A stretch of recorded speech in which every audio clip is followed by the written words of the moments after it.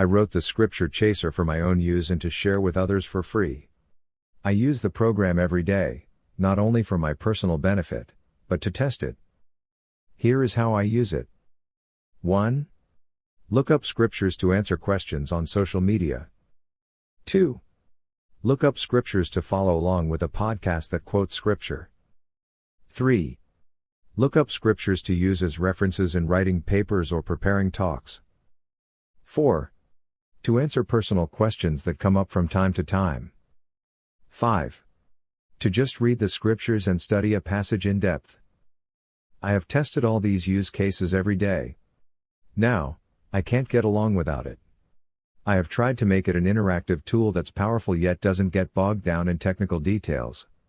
I have rewritten it 3 times to make it simpler to use. Here's how to install the Scripture Chaser. If you are watching the YouTube video, click on the link in the comments. Or you can go to https://john144.com/. Click on the link that says the Scripture Chaser. Then scroll down until you see the link to the software. You should then see this page. The date and size of the program should be different because I am always updating the program. Click the download button. You may see a couple of warnings about downloading a program, but I have signed the program, verifying that it was written by me and it is safe to download. After a minute or so, the program is downloaded into your downloads folder.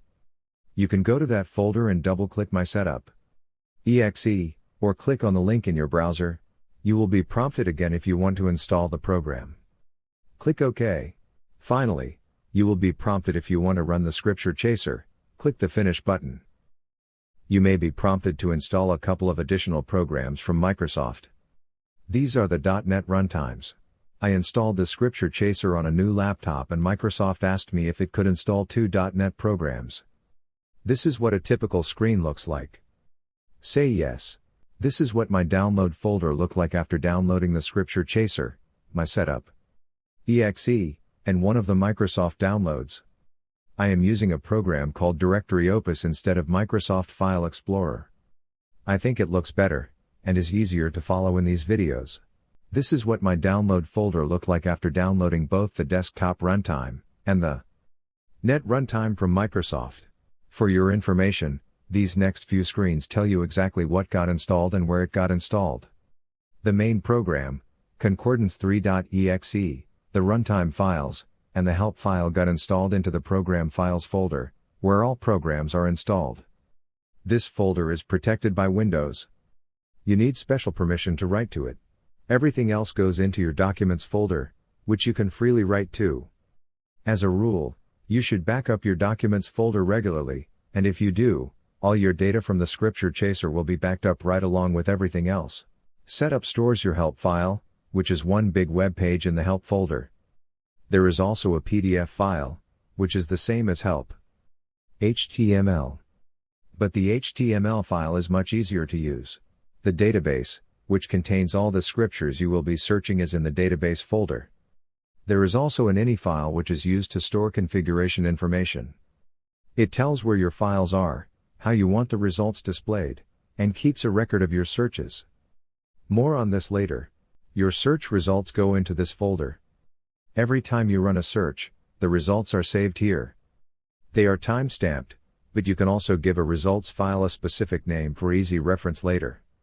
You can delete or rename results files, but don't change anything in the subfolders unless you are an experienced web designer, otherwise you will break the program and the results will not display correctly.